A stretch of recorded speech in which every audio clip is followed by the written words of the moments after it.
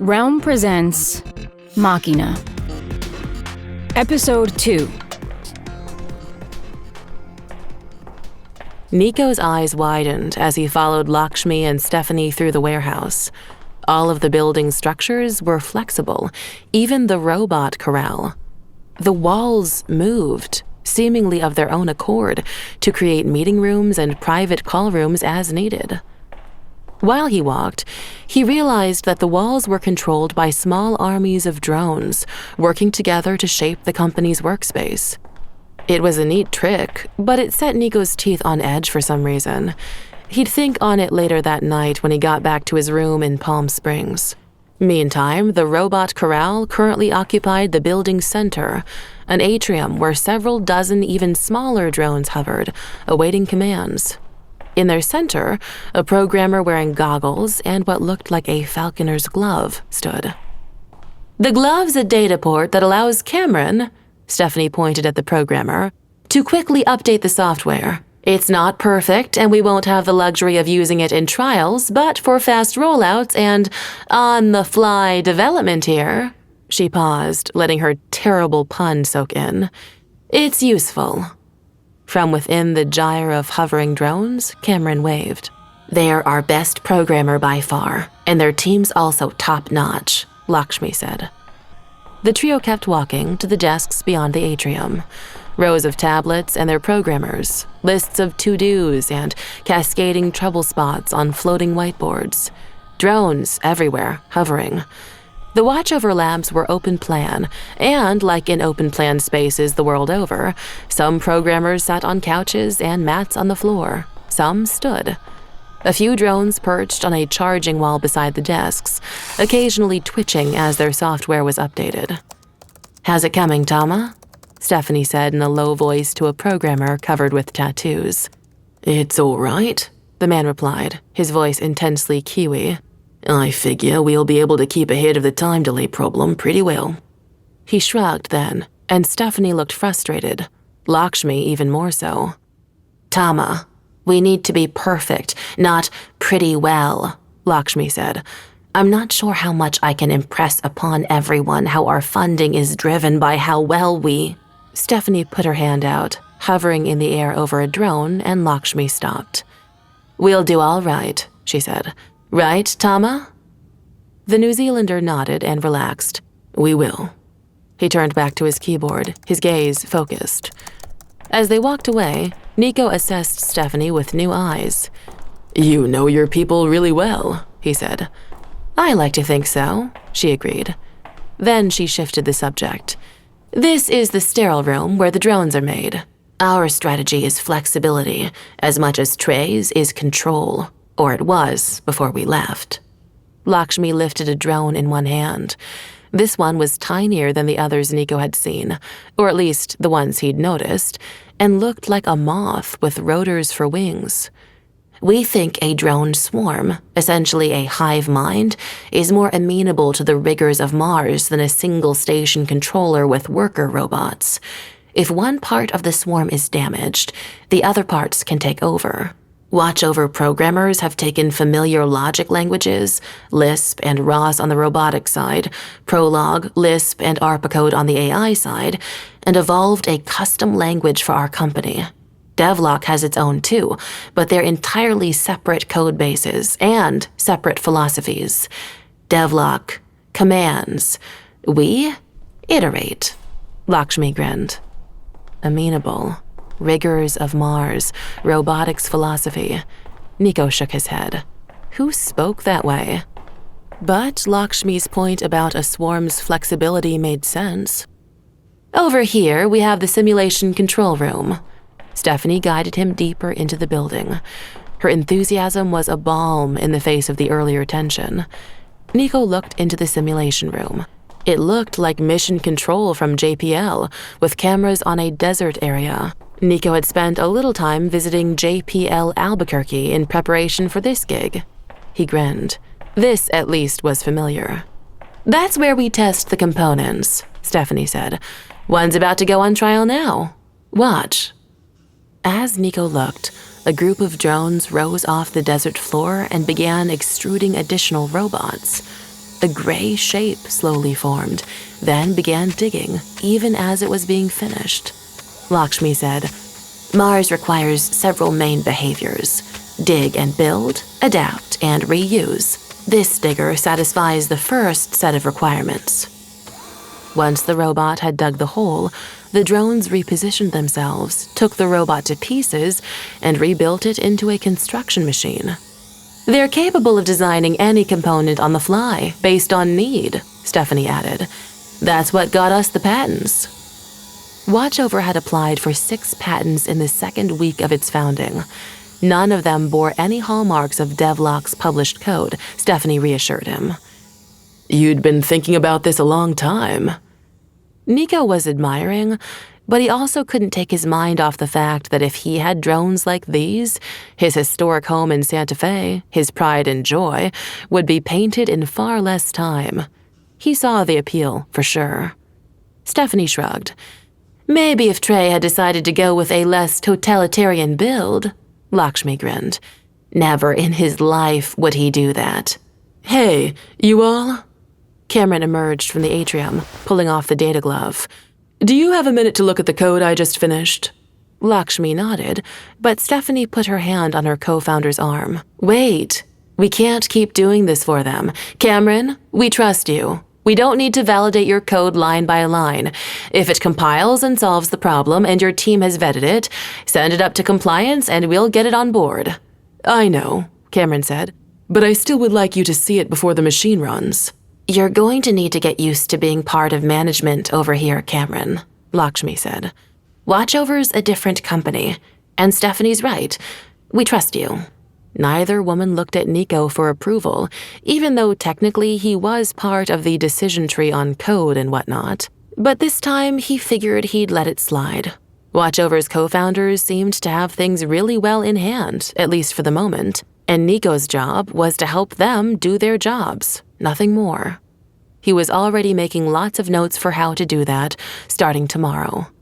Meantime, Nico followed Lakshmi and Stephanie across the warehouse, hoping that, at some point, the building would create a space where he could hang up his jacket and plug in his tablet. So far, no one had offered to make a space for him. He was sure that was an oversight. Instead, the two conspired to lure him out at day's end. "You can sleep in one of the company pods, watch us crunch tonight, get the robots ready for tomorrow. But first, some downtime. The challenge won't arrive until midnight East Coast time." Downtime? Nico wondered what that looked like out here. He'd heard there wasn't a lot of culture. "We're all going to the Moonshot. You'll see. Come with us." Cameron, the lead programmer, emerged from the unisex bathroom. Their outfit shifted from camp utilitarian to cybergoth. "Come meet the dog, at least." "I do like dogs," Nico acknowledged. He missed his own pair of Bouviers who ruled the house back in Santa Fe. Ipso and facto. Okay, so why not? It was a good way to break the ice with the new team. He piled into Stephanie's 3-row SUV along with Lakshmi, noting the 2 car seats in the back. "How are the twins, Stephanie?" Like any good venture cap guide, he'd done his homework. "They're wonderful," Stephanie beamed as she drove down the empty desert road toward the Moonshot bar. "Pride and joy, joy and pride." Even as she spoke happily about her kids, there was an edge to Stephanie's voice. Nico could easily guess what or who caused it. It was a hard edge that had been there since Trey burst in. His reading of that situation had eased things a little, and Nico hoped a few more days would soothe the difficulty of having a new executive added to the company. He'd done it before and was sure he could make his way through to helping Watchover too. "Wonderful," he said as the bar's silver structure appeared in the distance, a bright gleam in the desert's arid landscape.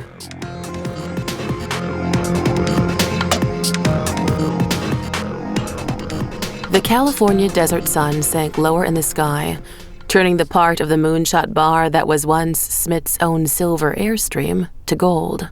The metallic entrance and softly arched front seating area looked like a spaceship embedded in a larger metal building, the larger space constructed out of shipping containers lined with NASA heat shielding.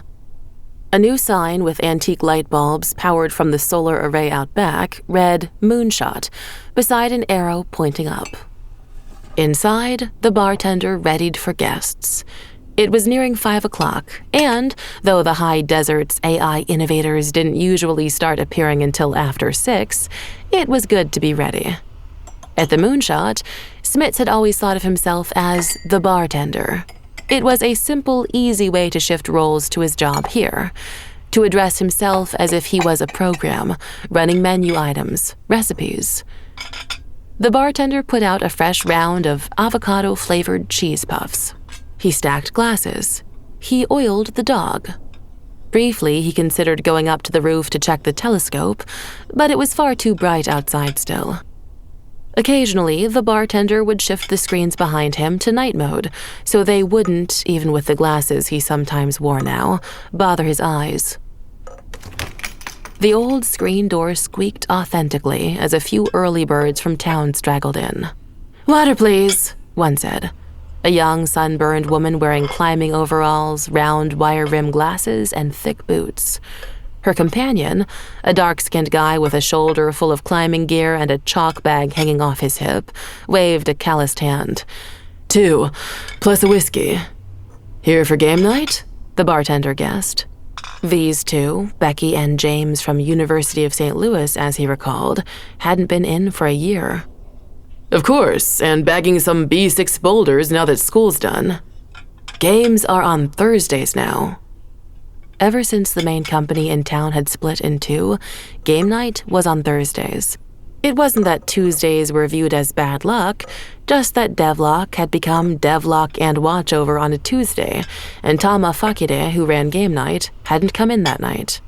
The following Thursday, Tama had set up tables full of pandemic and terraforming Venus like everything was normal, and the bar had rolled with it. Programmers got set in a pattern, and it took a major event to deviate.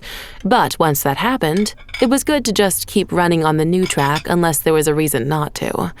And Smits saw no reason to upset the new balance. People needed a constant, a safe place. The bartender and the Moonshot existed to provide both. "Well, crap. Might hang around anyway," said Becky. "A friend who delivered lunch to Devlock today said everyone was wound tighter than usual.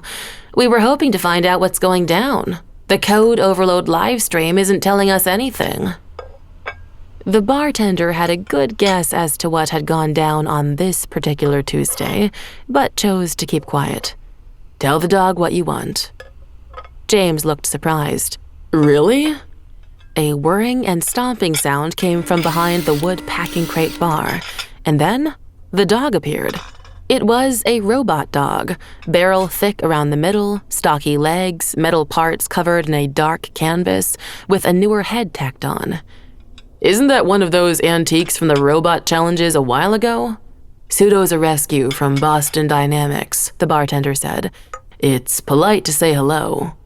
"Hi, Pseudo," James said obligingly. The dog's eye band pulsed, and "Woof" appeared in glowing amber letters across his main faceplate. "Cute," said Becky. She did some sort of electronic art in St. Louis. "You should have named it Beta," James said. The bartender shrugged. "It named itself." A car's wheels ground the parking lot's gravel outside the bar. "Pseudo," the bartender turned away from his guests. "We'll take your order." "Whiskey sour," James said. The dog didn't move. "What gives?" The bartender wiped down the counter again slowly. "You have to give the proper command. Its name plus a verb, then the drink." James chuckled. "Pseudo, make me a whiskey sour." The dog gave an audible bark and bounced loudly off behind the bar, its pistons and fans whirring. "That's hilarious," James said. "I think it's sweet," said Becky. She sipped her water from a metal straw, even as the glass sweated a puddle onto the copper bar. The light shifted in the Moonshot as several young programmers wearing Devlock company gear entered and sat down. Blue shirts were for programmers and engineers, white for executives, gray for everyone else, one of Trey's organizational tics. This team spoke quietly. A few moments later, more came in, cramming into the booth, then pulling up a few metal chairs for the overflow. When a small group of Watchover's team entered, wearing whatever they wanted, sarcastic t-shirts, organic tunics, leggings, overalls, their boisterous laughter filled the bar, raising the hair on the bartender's arms. They took seats at a table halfway down the shipping containers, in the shadows. The bartender made the drink and held it out to the dog. A robot arm extended from the dog's back and gently cradled the glass. Then the dog began walking again toward James and handed him his drink. "Perfect, thanks. A bit slow, though, don't you think?" "It's a work in progress," Smits acknowledged. "Hey, Cameron," a devlock programmer shouted to the Watchover team. "You going to come back once Trey crushes your company into oblivion?" "Hey," the bartender shouted. He pointed to a sign plastered across the copper bar's front.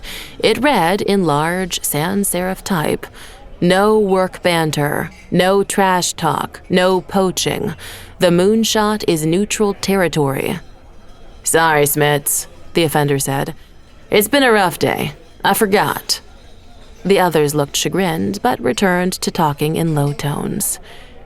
The ginger-haired, half-Japanese reporter from Code Overload slipped through the screen door next and handed his cameras and recorders to the bartender, as agreed. "Off duty?" the bartender asked, only half kidding. "For now," Hiro Watanabe said. "Can I have a coffee? Something hot?" The kid was nearly shivering in the middle of the desert. "Trey put you in the freezer?" The bartender winced. That was not a good sign. The bartender instructed Pseudo to circulate, taking drink orders from the tables as they filled, mostly caffeine-based drinks, as if the coders were expecting to go back to work. A lot of fries. He attached a wide platter to its back and placed drinks there, shoved an order through to the automated kitchen for fries and tofu tenders. As he worked, he gathered the threads of today's drama, listening as intently as the locals. The IARPA bid had dropped. They were waiting for the first challenge to be delivered. Since the disaster in LA, they'd been working to save humanity, and now it was happening. Smits felt the old pull of a problem set on his ex-programmer's hands, and on his still-a-programmer heart. No, he couldn't. He absolutely could not get pulled back into this.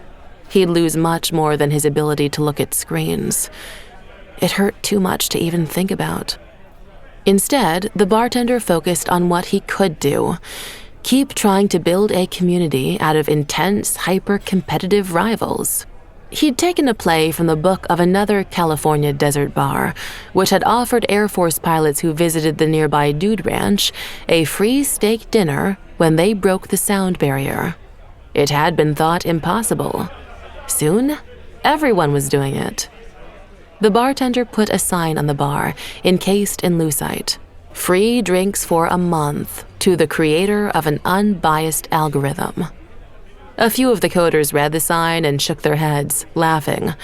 It was a good joke, at least. "Hey, that's cool of you. Like Poncho Barnes, right?" A young woman wearing Devlock blues smiled at him across the bar. She wore a soft yellow headscarf that complemented the blue shirt. "Kid knows the finer details of Air Force pilots and sound barrier history. How interesting." "You got it." Smits wiped the already clean bar, trying to remember if he'd seen her at Devlock before he retired. Yeah, but just by a few days. He'd never seen her in the bar before today. "You're Noor, right? How are you holding up?" The young woman smiled shyly, but her gaze remained intense. "You have pineapple juice? Can you heat it?" "You're a singer?" He'd known a couple of singers. Hot pineapple juice was a favorite. "Want anything else in it?" "Nothing, thanks," Noor said.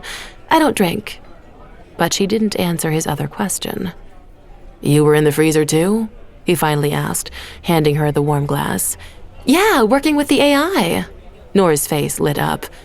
"I think I finally had a breakthrough with it." "You can't have a breakthrough with a robot," Watanabe muttered crankily into his tea. Well, we did anyway, Nor replied, then went back to her table. Humanities major thinks she can code, Watanabe said. Now the bartender remembered. Trey had hired a sociologist in an effort to give his AI resiliency. Thought that would be better than the ideas Stephanie and Lakshmi had put forward to duplicate systems. Apparently, Trey's sociologist had been teaching herself to code. Smits winced. That wasn't likely to go over well with the pros. She seemed happy enough at her table of devlock staff, though. The bartender began to relax. Soon enough, someone put $1 in the jukebox. Someone else called the dog over to their table. Tama from Watchover said, "Pseudo, make me a sandwich." Pseudo sat next to him. Pseudo did not make sandwiches. "Pseudo, come," Cameron said quietly. The robot dog rose and approached Watchover's lead programmer. Cameron Davidson was goth femme today. A lace collar and dark fabric bustier, fingerless gloves laced up to their elbows. Looked a bit like armor. Pseudo sat obediently at their side, similarly dark, its fans whirring expectantly. "Ah, here we go," Watanabe said, smiling for the first time since he'd entered the bar. He leaned forward to watch. "Do you know," Cameron said, pressing dark cherry lips together and waiting as if the entire room would listen, and listen it did, "that you can train any dog, even olds. It's all in the way you ask." Cameron wasn't speaking to the whole bar, though. They were addressing an older man in a suit who didn't look very comfortable among a team of young programmers. Lakshmi and Stephanie, who the bartender hadn't seen come in with the group, nodded and elbowed the man. "Watch and learn, Nico," Stephanie said. This was a game the bartender had thought up as a way to make the Moonshot more friendly to the rival programming teams after the split. He jokingly called it his one best idea, ignoring all his patents and designs prior to this. You were only as good as your next best idea in this part of the desert, and Pseudo was his. He'd let a few people in on the secret. Cameron was one. He poured Cameron a beer and watched what they did next. Cameron pulled out a piece of e-paper, recycled, and wrote a series of alphanumeric phrases on it with an electronic pencil. "They're writing ARPA code commands from memory," someone half whispered. "That's hardcore." Then Cameron fed the paper to the robot dog. The dog digested the paper, a visual reader hidden inside its mouth doing most of the work. Its eyes lit up and the display read, "Compiled." It barked once. Everyone looked at the dog. "Pseudo, sit," Cameron said. "No way," someone at the devlock table whispered. "That's too many moves for just a quick piece of code." But Pseudo sat. The bar exploded into applause. "Oh, can I try?" Noor had never been in the bar before, and some around her scoffed. "No, really, I've been practicing." "You've been learning ARPA code?" Thomas said, his forehead wrinkling. He looked like he didn't know whether to laugh or get angry. "You're a sociologist." But Cameron grinned. "Of course." Their eyes lingered over Noor's face. Noor might have blushed as the robot dog rose and lumbered over to her. She lifted the electronic pencil from the can on her table and a piece of paper from beneath the can and wrote fast. Her hand flew across the paper. When she was finished, the bar waited quietly as she fed the paper to the dog. Pseudo chewed. Barked once. "Pseudo," Noor said. "Lie down." "Never gonna work," the reporter scoffed. A few others muttered agreement, including Tama. Noor's code didn't even use normal line break standards. She had no clue what she was doing. But Pseudo barked again. Then lay down, rolled over, and went to sleep, its fans slowing to a quiet whir. "Wait, I wanted a drink," Thomas shouted. Noor was trying not to laugh with joy. The rest of the bar looked on in silent shock. Cameron stared at the young woman, stunned. "Pseudo," Cameron said, "come here." The robot dog barked and got up, then trotted, joints and pistons squeaking, over to Cameron. The watchover programmer grabbed the pen and another piece of paper, covered it with their arm, and wrote madly for a moment, then fed the paper to the dog. Pseudo barked again and lay down. Cameron groaned theatrically, and the bar crowd whispered. "Give it a minute," watchover's lead programmer said, a bit more confident than they'd let on. A second later, Pseudo stood up and walked over to Tama. Text scrolled across its eyeshade. "I dreamed you a sandwich." The bartender watched as his dog padded to the bar and printed an order from between its teeth. "Amazing," Smits said to the silent room. "How much a drink recipe is like code." "Garbage in, garbage out," the reporter joked. The two townies laughed. The recipe compiled nicely. A beer pour for the bread, plus a side shot of bacon vodka for the meat, a celery stalk for the garnish. "One sandwich," he shouted and sent the drink to Tama. The entire bar erupted in joyful laughter. Pseudo carried the drink over, and the tattooed programmer drank the shot, then sipped the beer approvingly. Only the bartender noticed that Noor and Cameron had locked eyes momentarily and were now attempting to ignore each other. It wasn't working. Whenever Noor moved, Cameron glanced around the room to see where she'd gone, and vice versa.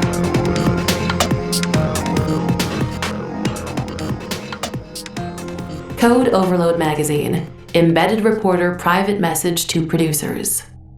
I know you all worked out some airtight agreements with Devlock and legal will hate me, but I really think it will make a better story if I somehow cover the watch-over angle as well. There are a few candidates, even. Check out Tama Fakide and Cameron Davidson on LinkedIn. Both have amazing skills and excellent flaws besides. I know there's no way I could get close to Bask or Singh, they're too locked down, but maybe I can try to crack someone in the lower echelons. Let me know what you think. Hito, out. End transmission.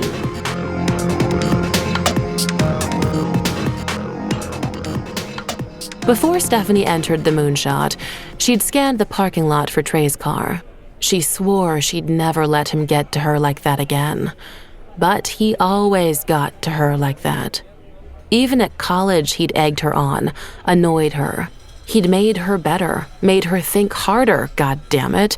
That was the worst part. Because he enjoyed it and she didn't. He liked the game called Make Stephanie Blow Up. She just wanted to build things, so she had to think twice as fast as him. Now he was trying to break her again by claiming she'd stolen code, when she and Lakshmi had been so diligent about that from the start, documenting everything. He wouldn't stop. Not until she lost her shit in front of everyone again, and this time, with the goal in sight, Stephanie would not fall for it. She sat in the bar, glaring at the door, daring Trey to come in here too. Of course he could. No one would stop him from walking into the Moonshot, but that night he didn't. She sipped at her beer and texted Marta back at the house. The twins were in bed. She'd said goodnight over video, and Marta was sleepy too. Who wouldn't be after minding 2 toddlers all day? "Do you want me to come home before the challenge drops?" "You stay. Do what you need to do. I believe in you 100%, Marta texted back. "Kick Trey and the entire patriarchy in the pants for me." Stephanie planned to do just that. She looked around the bar, listening to her team laugh and tease Nico gently, watching Devlock's programmers slowly finish their drinks and leave as their pagers went off. Soon, there were no blue shirts in the bar at all, only gray and white. Stephanie was about ready to head back to her desk, too. The stars were out. It was almost midnight on the East Coast. The challenge would drop at midnight DC time, and they'd have 48 hours to start the robots running.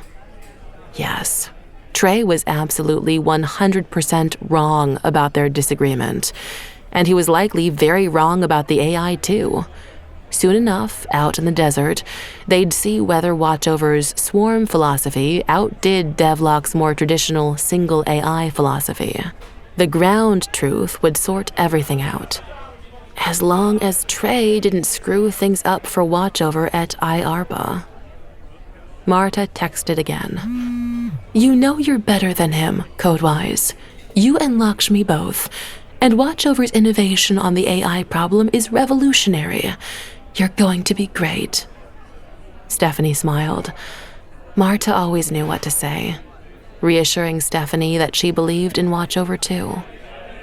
But it almost hadn't mattered today when Trey got in her face.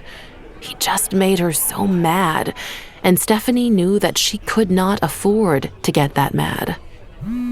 Her tablet buzzed again. 9 p.m. on the dot. She tapped the message from Win Mallory at IARPA and read the challenge. Time to lead the way to the future. Stephanie stood as Lakshmi moved away from the bar. Side by side, they walked out into the parking lot with Nico in tow. They didn't look back or page anyone. They knew their team would follow them back across the desert.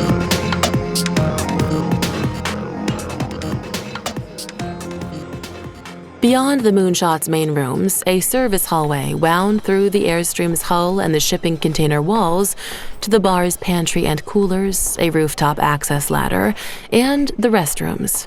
Cameron headed that way as soon as their bosses stood to leave the bar. While Stephanie, Nico, and Lakshmi climbed into the eco-car with the toddler seats in the way back that Stephanie insisted on driving even though Marta took the kids everywhere, Cameron lingered. No way did Cameron want to ride with the bosses going over their checklists right now. They'd get a ride back in a self-driver. Besides, the minute they walked inside Watchover, all the tightly wound pre-launch tension would return, and Stephanie's nerves and Nico's questions in the car would interfere with that process. Tension could be a useful tool, if released at the right time, Cameron knew. They didn't want to burn theirs up before the first IARPA Marsite test began. Timing was everything. Another 10 minutes at the Moonshot would be perfect. Besides, they had to use the can. They looked down the hallway in order to make sure that kid from Code Overload magazine wasn't lurking somewhere. He wasn't. Cameron finished up and touched up their lip palette, then faced the mirror. Launch time, they said. Then they pushed open the restroom door with emphasis and stepped back into the hallway, colliding with Noor, who was coming the other direction. In the blue safety lights, Noor's eyes sparkled like stars. She put her hand out to the wall for balance, but didn't step aside. Neither did Cameron. Oh, sorry. Cameron's stomach clenched, nervous, but not for the usual reasons.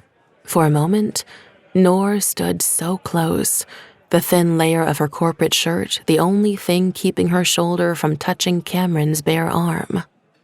The air in the service hallway seemed to crackle with electricity, but that, Cameron decided, was nothing more than the usual pre-test tension. Still, ever since Noor reprogrammed the dog, stealing Cameron's spotlight, she'd been the most interesting person Cameron had met lately. Though, if they were honest with themselves, Cameron did remember her from those last days at Devlock. A little. More than a little. They remembered hearing her laugh. Now, Noor peered up at them, her headscarf shifting to reveal dimples set to each side of her puckish grin. She looked like she was almost ready to laugh. "Ready for a little competition?" she asked instead. And then, amazingly, she blushed. "Sorry, that's trash talk, isn't it? Strictly forbidden in the Moonshot." "Not exactly trash talk," Cameron said. Was their heart beating faster? How could someone this naive about tech life have done that? "Ah, then I'll have to practice," the young woman said. She still hadn't moved. "Hey, you'll know the answer to this. Is there really a telescope up on the roof? Can anyone go up there? I wanted to see if I could spot Mars." Cameron was deeply tempted to offer themselves as rooftop tour guide to the sociologist. It would give them time to ask where Noor had learned to code. But Cameron had to focus now. On the watch over AI, that was. They nodded carefully. There is, and you can. They pointed at the ladder. Just don't get locked out. They drew a breath, trying not to babble at Noor. I go up there a lot. It calms me when I get too stressed at work. Overclocked. Noor chuckled at that. I understand overclocking completely. Cameron chuckled too and tried to think of something more interesting to say about Mars, about giving humanity a chance up there, something. Their tablet buzzed right then. A message from Simplicity. All watch-over staff report in ASAP. The challenge has been delivered. Cameron bit their black cherry lipstick, smearing it. They stammered, I have to go. The last thing Cameron wanted to do suddenly was leave the Moonshot. Then, or ever. I know, Noor smiled. But we'll see each other again. Go be great. Cameron chewed their lips some more, tasting the lipstick. They wanted to say something more in return, but nothing was coming out. They felt like a fish in the desert, their mouth opening and closing. To Cameron, Noor's words seemed to echo melodically in the close hallway. Then Noor turned to the ladder and began to climb, the fabric of her scarf brushing the shoulders of her ocean blue corporate watch-over shirt, whispering soft goodbyes. Cameron's throat finally made a sound, too, almost a, see you, but it was less musical and more strangled at the end by their nerves. Focus, Cameron. They fixed their eyes on the hallway's end, the bar, and getting back to headquarters. When they stepped outside into the nearly empty parking lot, a breeze carried a few notes of music from the bar. A melody, a lullaby, almost. Cameron realized that wasn't the bar's jukebox. It was coming from the Moonshot's roof, where Noor had gone, to look at Mars and, apparently, to sing.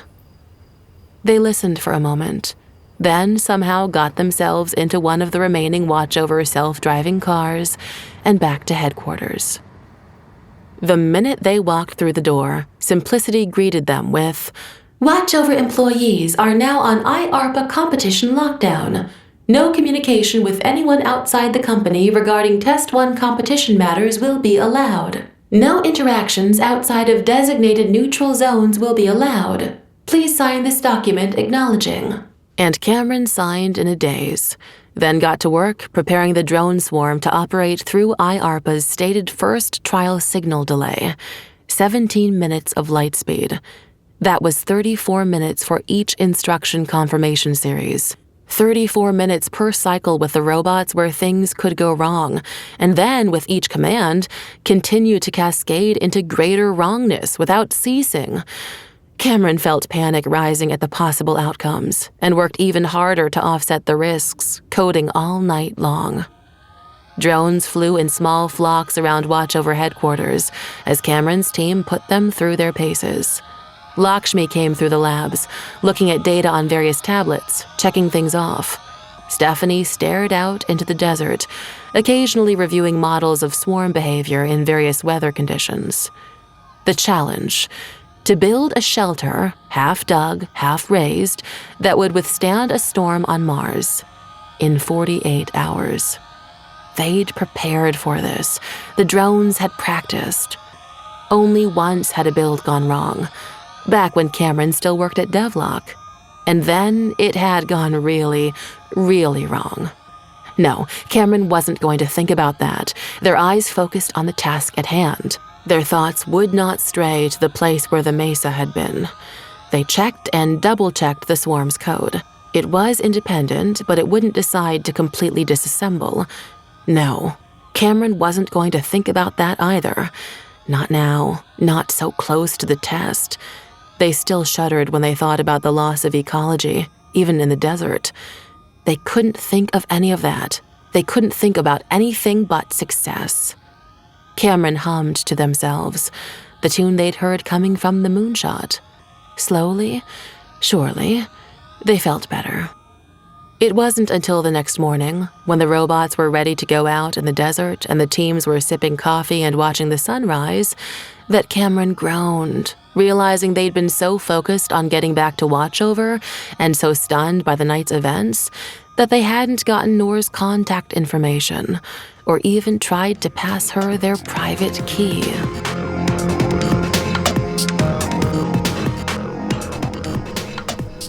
Back at Devlock, Trey was on the static strider again. The dark desert ranged before him as the last of the Devlock cars, but 2, left the parking lot. A quiet noise. Denise Cho stood next to the strider, clearing her throat. Her white shirt and gray skirt looked as well-pressed as they had this morning. Her hair was still perfect, too. Denise was a quality employee. "You going to be here a while still, boss?" she asked. "All night, likely," Trey said. It wasn't like he had much to go back to.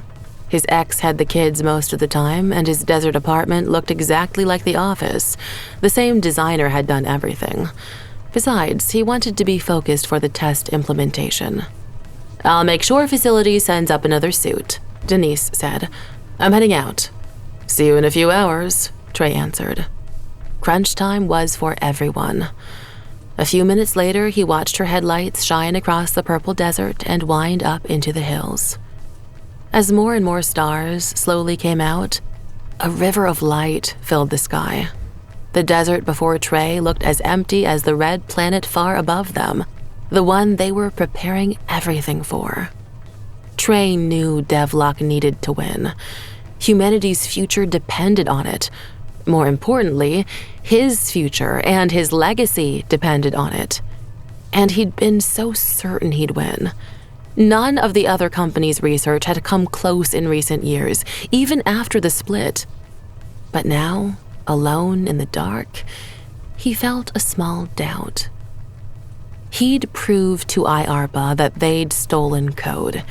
He had to. But what if he couldn't? Trey worked out on the strider faster, feeling like he could launch himself into space if he moved fast enough. He'd win, even against his own former teammates. He had to. The strider gave one polite ping. His secure line messages. A text? This late? It was 4 o'clock on the East Coast. Maybe someone as hungry as Trey was trying to get the jump on the morning rush. He stepped off the strider and looked at his watch. The message came up, originator unknown, which wasn't possible. Not for access to Trey's system, anyway. So, of course, that intrigued Trey.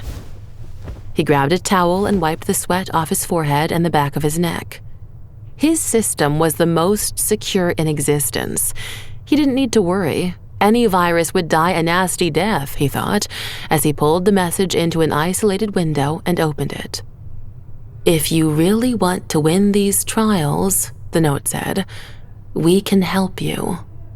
"Yeah, for how much?" Trey muttered. "Who the fuck is this?" He engaged a mail server tracing program and fed the message to it. "No source," the program responded. Whoever it was, they were smart.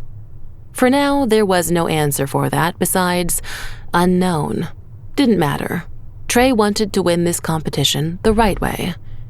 "Not interested," he texted back. "I write clean code."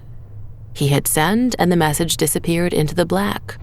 That interaction wasn't even worth a data point in his journal, Trey thought, as he wiped the logs clear. He was glad that the reporter had stayed at the bar, that he'd written that into the contract. He wished he'd written a review of the live logs before they were sent out into the contract. Yesterday had been slightly embarrassing. The first day of Devlock's future hadn't gone at all like he'd planned. Trey put his earbuds back in and turned up the soundtrack, a triumphant rock score. That was what he needed right now. Today would go much better. He was sure of it. You're listening to Machina, narrated by Natalie Naudis. Produced by Realm, your portal to another world. Realm, listen away. Machina is written by Fran Wilde, Malka Older, and Curtis C. Chen. Produced by Marco Palmieri. Executive produced by Julian Yap and Molly Barton. Audio production, sound design, editing, and theme music by Amanda Rose Smith.